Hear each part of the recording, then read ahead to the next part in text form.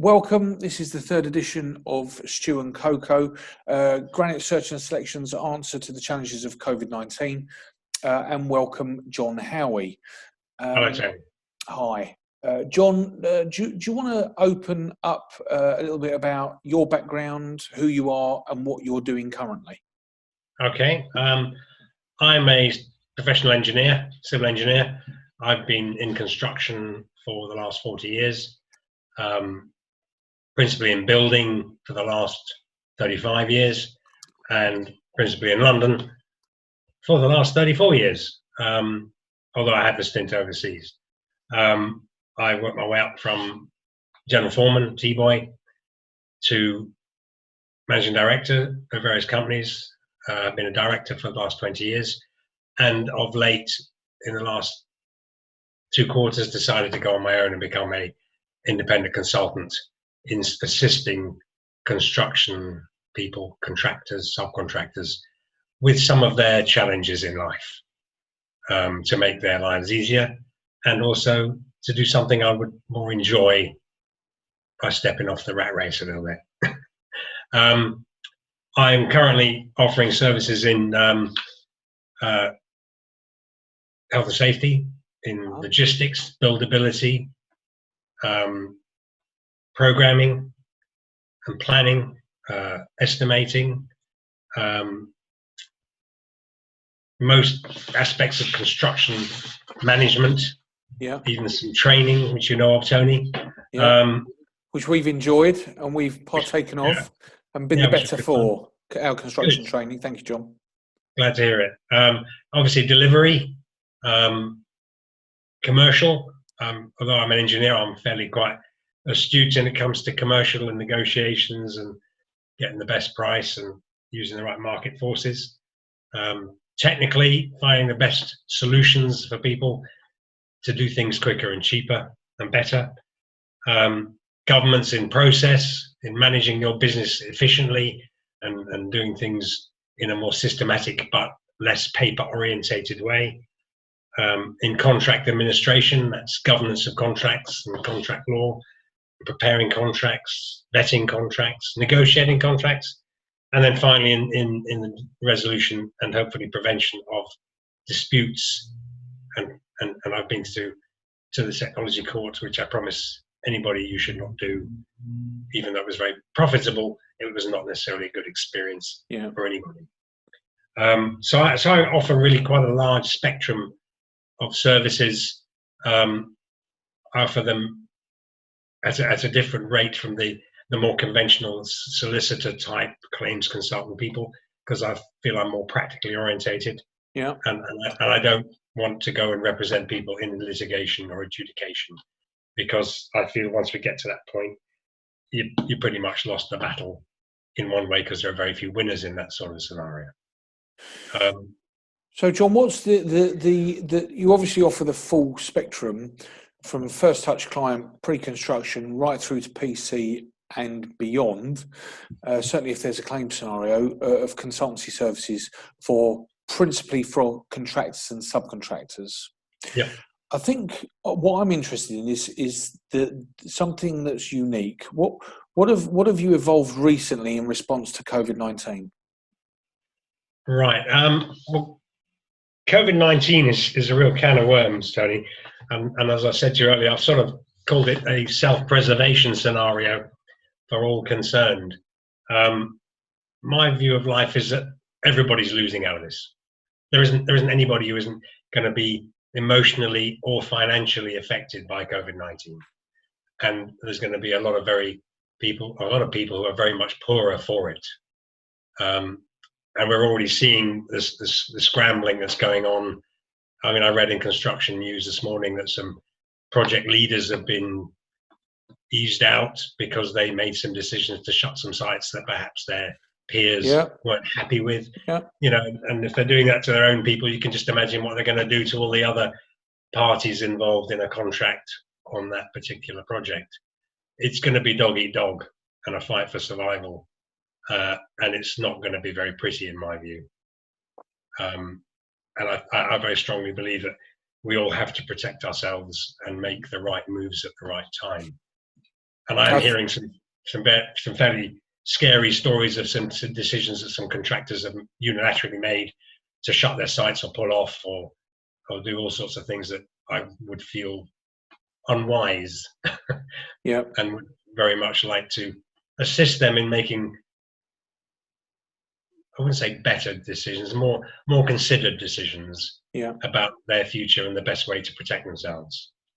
Yeah, no, I think it's fair to say, John, that in terms of litmus testing the market, we've been as agent, certainly in London and the home counties. I think we've been in a good position talking to contractors and subcontractors over the last 2-3 weeks to look at a broad spectrum of responses. There have been principal contractors and subcontractors who, in a moral and a positively moral way, made a decision early on to shut all their sites, and made a decision to do that, and you use the term unilaterally, often without engaging, or certainly without the direct consent of their clients or the principal contractors,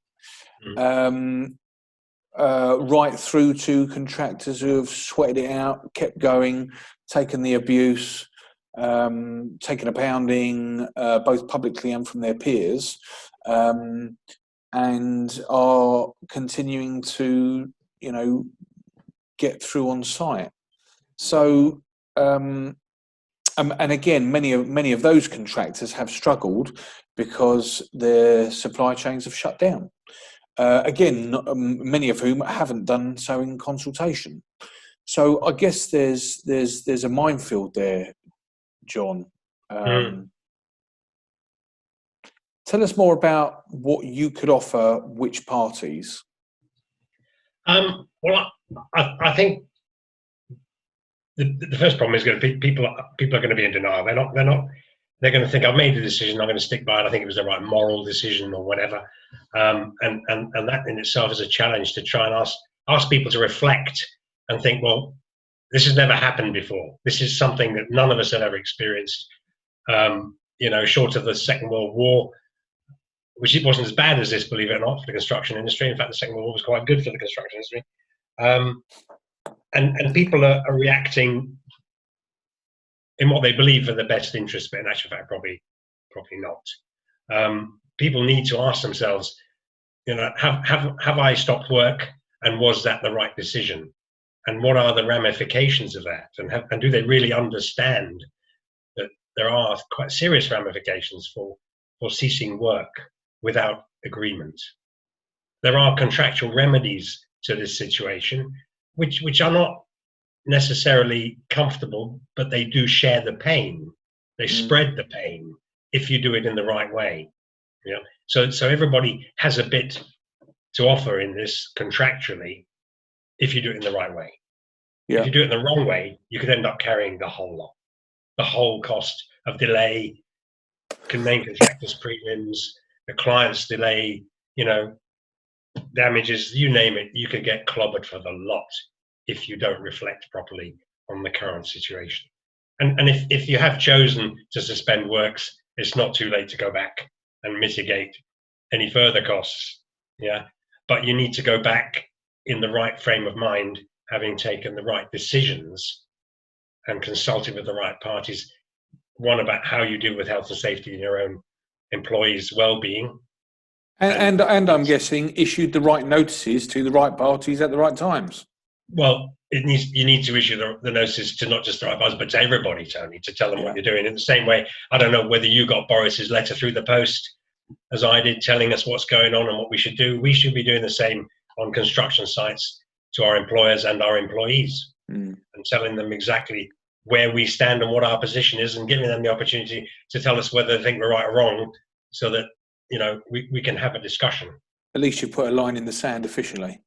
Exactly, but just to stop work or to carry on working is not necessarily the right thing to do, because I think you're poles of where there's a remedy in the middle somewhere. And you may be incurring costs to parties you're not even aware of, and doing more damage than you think to other people. Whereas it might be in everybody's interest just to sit around the table and have a good thrash out and sort it out. So this, and acknowledge there's a pain going to be suffered, and how can we share that?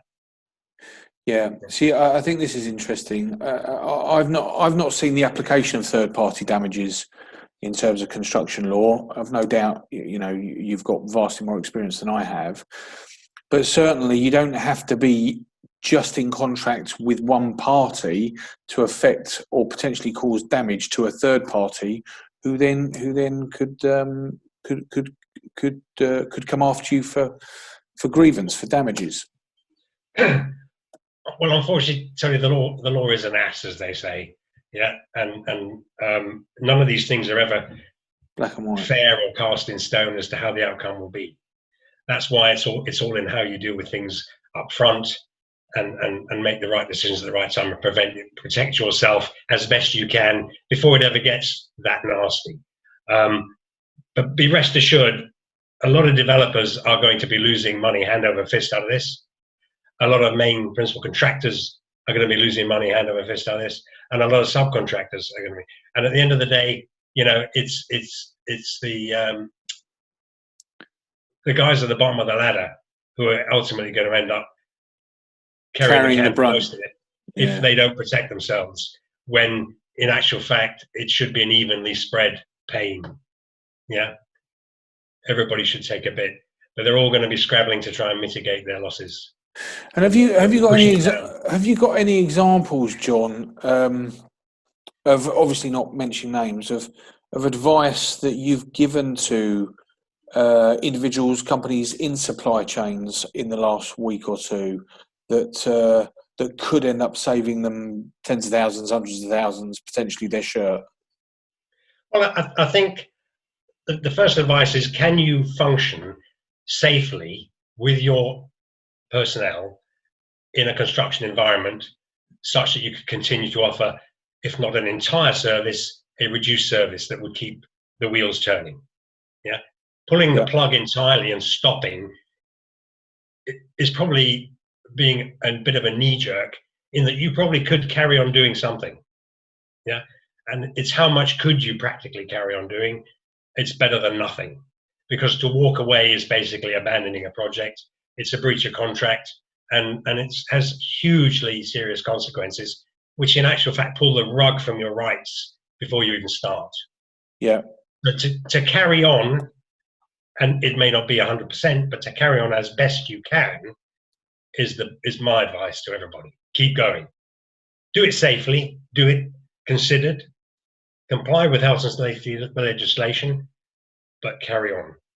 Well, I think it's interesting, John, that there was a U-turn, wasn't there, last week, in terms of, I don't know if it was the HSE, but or certainly government suggestion as to how construction sites should be run, whether or not the 2 metre, whether or not, if sites couldn't enforce 2 metre social distancing, the site should be shut. And there was a U-turn pretty quickly, wasn't there?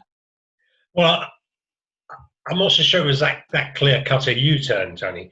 I mean, let's not be under any illusions here. Under the Health and Safety Work Act, it is the employer of the employee's responsibility to safeguard that individual's life and well-being. So it's the employers, and that's the contractors and the subcontractors. Anybody who employs somebody, it's their responsibility to look after their staff and operatives. So in a way, I feel the government has sidestepped the issue because they feel the responsibility lies elsewhere. Yeah. So why go there? Why introduce legislation? Why close the sites when there's sufficient legal protection there for everybody concerned? It's just a question of how you apply it. Now, what happens if an operative gets COVID-19 on site? That's a can of worms now. Who do you blame? Who could he sue? It's very difficult. It's very difficult because I guess, especially because of the gestation period of the virus, actually proving that site operative picked it up from that site at any given time, I'd imagine would be nigh on impossible. Well, it probably would, Tony, but what would be possible is for the HSE to come in and say, did you take the necessary steps to protect these people? And did you do a risk assessment? Yeah. And a method statement as to how you would mitigate the risk. Now, I wonder how many people have actually done that in the construction industry. Yeah. I wonder how many people have actually thought, how am I going to have 150 guys come to the canteen at lunchtime and have their sandwiches and their tea, and how am I going to keep them 2 meters apart when I've got a 10x4 porta cabin? Do you know what I mean? Well, you know what? It's very interesting you make that point. The week before last, we had one of our major contractors notify all of their project managers on all of their sites nationally and ask within 4 hours to produce risk assessments and a first draft of a method statement to deal with the 2 metre social distancing. Obviously at pinch points, and that started at turnstiles, toilets, anything welfare-wise, canteen, changing areas, the segregation and the walkways between all the above, and 4 hours a day, 2 days, 3.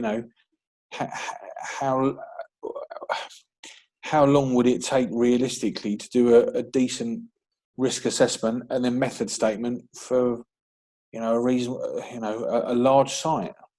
Well, exactly, Dave. And also, who's competent to do that risk assessment in light of because this is new. I mean, how often do we get a pandemic? Who's qualified to know what to do? Yeah. And if you did a risk assessment, would it have much standing in that the person who prepared it has no experience of this particular risk at all? So there's a whole lot of questions there and issues, and it's not just the principal contractor who's doing it, it's the subcontractors probably got to do a risk assessment for letting their operatives use that canteen and that welfare facility. Yeah. And all going through the same turnstile where they're going to touch it when they push it. And, yeah. And everything goes and when they're going to turn up.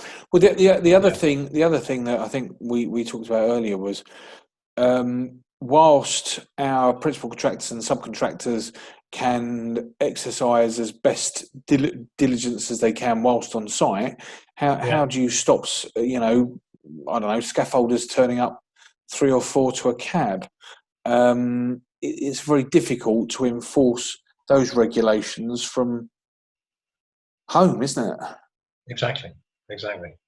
Yeah, because we've all been told to use different bathrooms.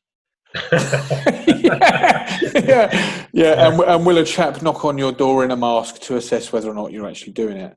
And actually talking about that, one of the proposals put forward by another client of ours is a new 6-point PPE, where the government enforces a standard 3-point, which they obviously currently do, expands that to 5-point to include gloves, which I think could be very useful, but also to include a face mask.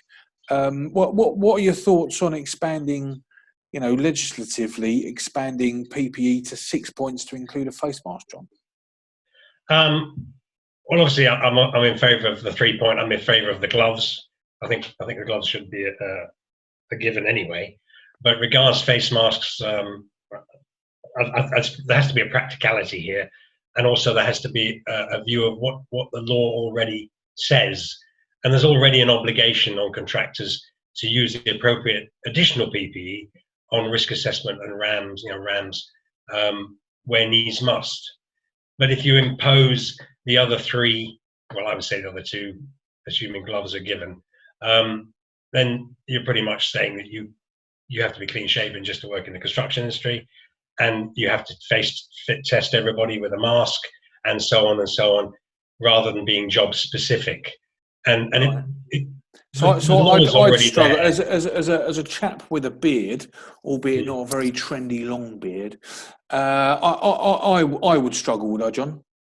Yes, anybody with facial hair would not be capable of being face fit tested under the current test procedures that are in place. So you would not be allowed to do any operation with a mask, and therefore you wouldn't be allowed to work on a construction site if they impose a 6-point rule.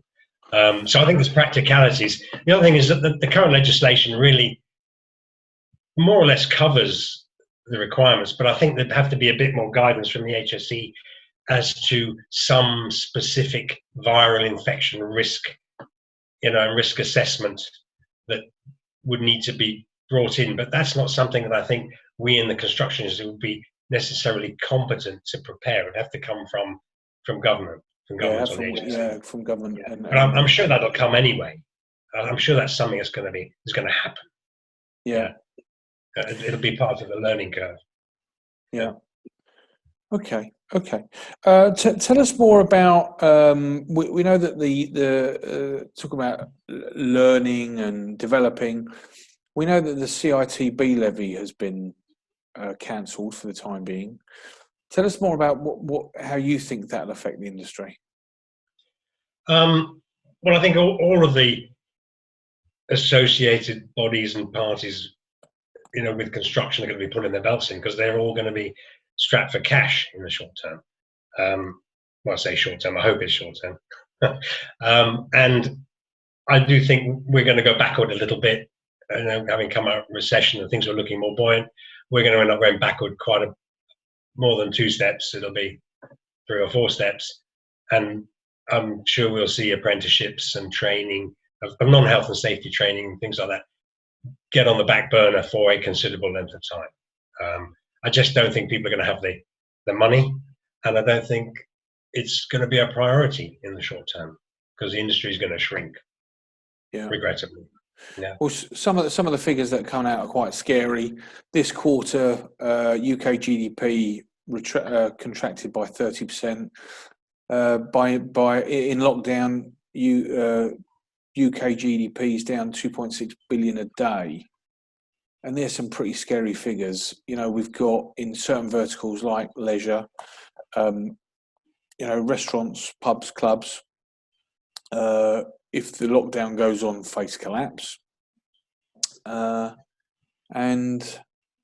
I think interestingly, I interviewed Joe Giordano, and Joe Giordano, as you know, he's a due diligence project finance specialist, and he DDs for some major sovereign wealth funds as well as private equity funds. And his view was the major funds, in excess of 500 billion, are seeing this as an opportunity to acquire asset at fire sale rates, right? So it's good for them. But he thinks that the medium-sized private funds certainly are struggling for cash as investors pull out, and borrowing costs rise. So he was more negative about the medium term than I think. I hope I am, and I hope you are. But I agree with you. I think that there's definitely going to be an impact of the belt tightening, and it's going to be on non-essential services, and it's going to affect training, and it's going to affect development, and it's going to affect apprentices. And I think that's going to end up. That'll be a real shame if it's a prolonged situation. Absolutely, and I think you're right. I think the public sector, part of the construction is probably because of government motivation. They'll keep that going. Yeah, and in fact, they might even invest more heavily. But on the private sector, I think you're right. The small to medium developers are the ones where most of the problems are going to be, and the contractors and subcontractors engaged on those projects, those ongoing projects, are where all the battles are going to be, because those developers are going to be fighting for life. Yeah. And they're going and to. It's going to roll, and they'll kick the can down, won't they? It'll roll down the supply chain. Absolutely, and that represents probably 60% of the market, which is a huge amount of it. Yeah, and there are going to be an awful lot of bun fights going on, and it's going to be a pretty unpleasant 12 months, I think.